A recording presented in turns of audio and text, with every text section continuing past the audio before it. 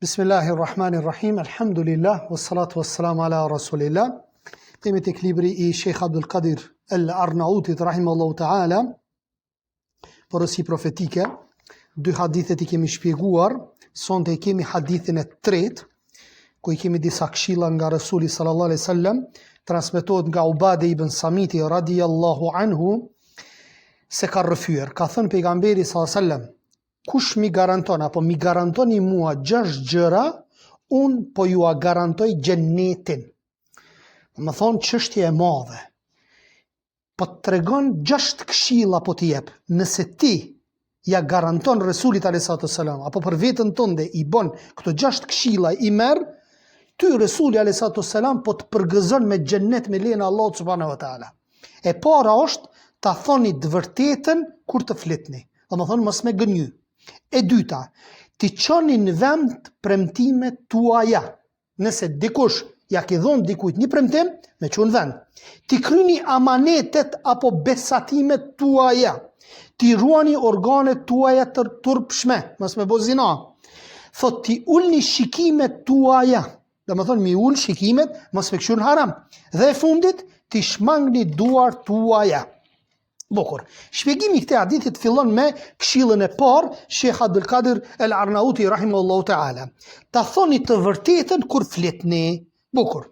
Sinqeriteti, thot shehu, është prej ahlakit apo moralit në të cilën na ka ftuar Islami. Feja Islame na ka ftuar që me qenë sinqert në ibadetet, me qenë sinqert me Allah subhanahu wa ta'ala, me qenë sinqert me krijesat Allah subhanahu wa ta'ala.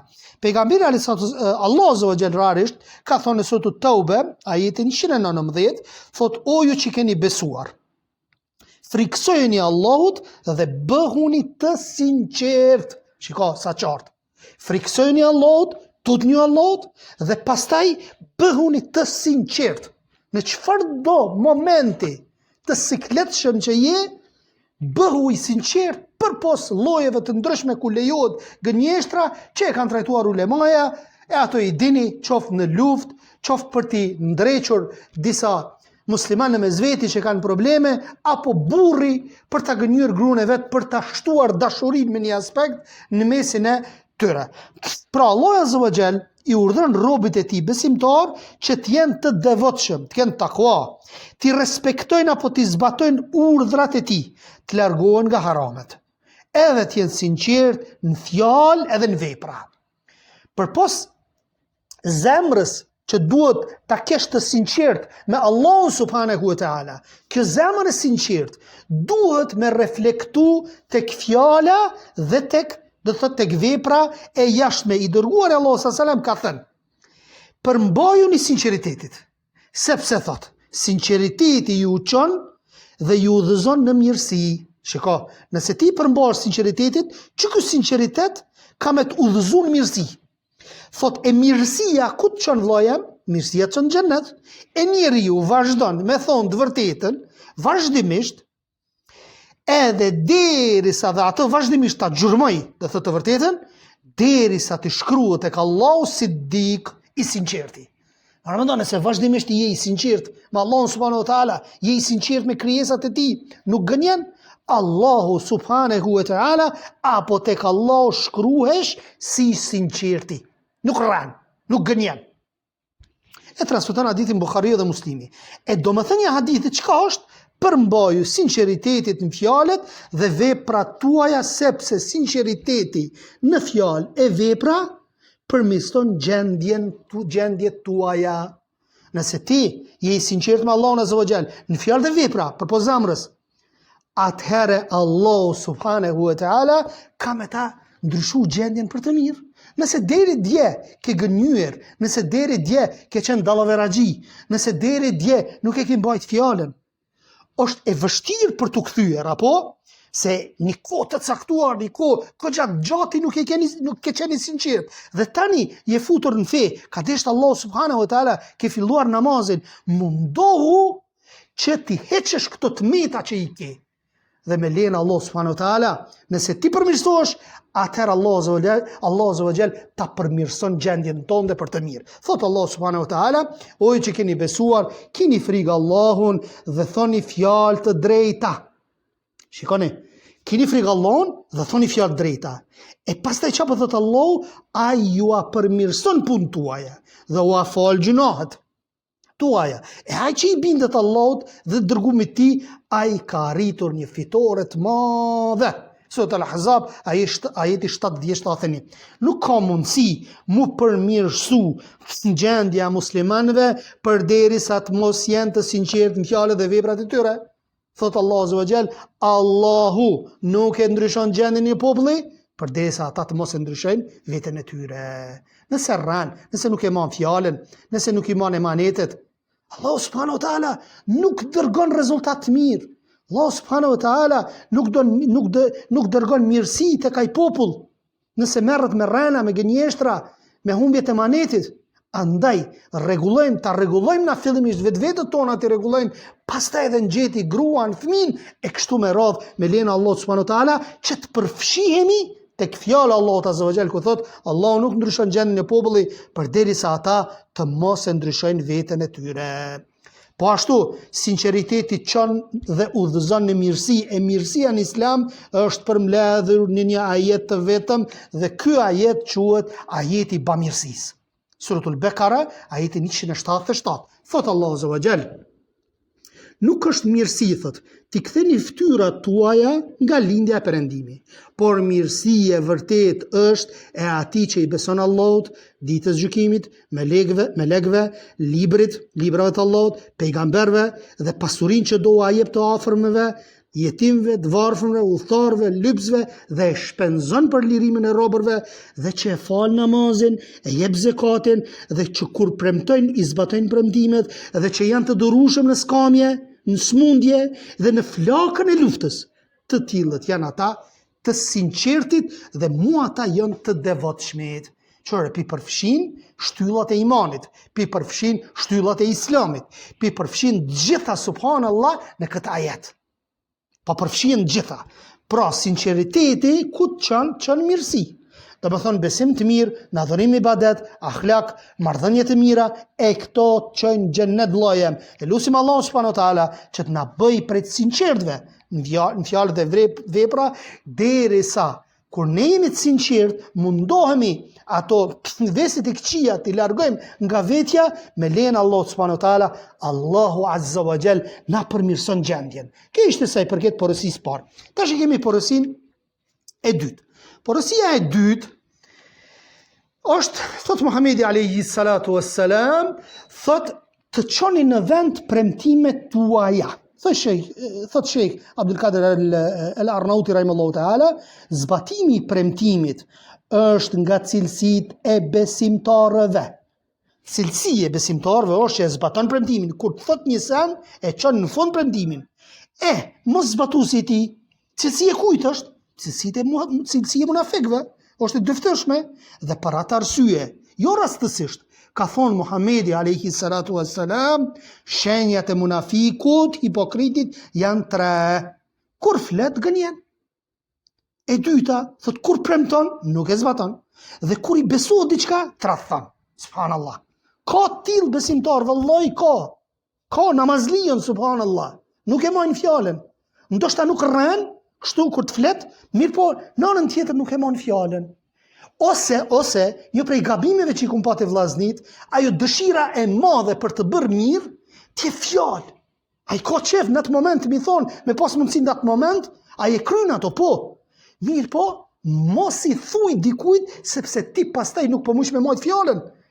Po të bon rrethanat e ndryshme dhe ti nuk po e marr fjalën, ndërsa ai është peng, vllojt është peng fjalës tënde. Ndoshta i ki premtu diçka për t'i dhënë, apo ai ka mend thot vllau, ky vllau filoni do të ndihmoj, do të ma jep këtë dhe këtë. Andaj ke kujdes në këtë gjë. Ke kujdes sepse thyhen zemrat, apo thyhen zemrat dhe është një prej cilësive të munafikëve. Po ashtu shenja e besimtarit janë kur fletë thot të vërtetën, kur premton e zbaton premtimin dhe kur i besohet diçka e çon në vend, siç tham emanetin, thot Allahu azza wa jall, zbatoni premtimin që ma keni dhënë mua dhe unë zbatoj premtimin tim që ju kam dhënë juve. Suratul Bekara ajeti 40. Po ashtu Allah subhanahu suratul Maida ajeti 1 thot o ju që keni besuar, thot zbatoni zotimet tuaja. Po ashtu suratul Nahl ajeti 91 thot çoni në vend premtimet e Allahut kur të besatoni. Suratul Isra 34 realizoni premtimet sepse për premtimet do të ketë përgjegjësi. Ki tek Allahu përgjegjësi. E shiko Muhamedi alayhis salam çfarë po thot. Thot nuk ka fe ai që nuk ka besë. Subhanallah. Nuk ka fe ai që nuk ka besë. Këso hadithesh që në mënyrë kërcënuese nuk do më thonë që del pi fes njeriu, apo mirë po janë kërcënuese.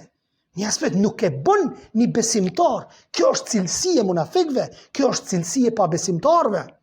Dhe për atë Resulli alayhis salam ka thënë nuk ka fe ai që nuk ka besë. Porosia e tretë është t'i kryeni amanetet apo besatimet tuaja. Allah azza wa jall thot, Allah ju urdhëron që amanetet tua dorëzoni pronarëve të tyre.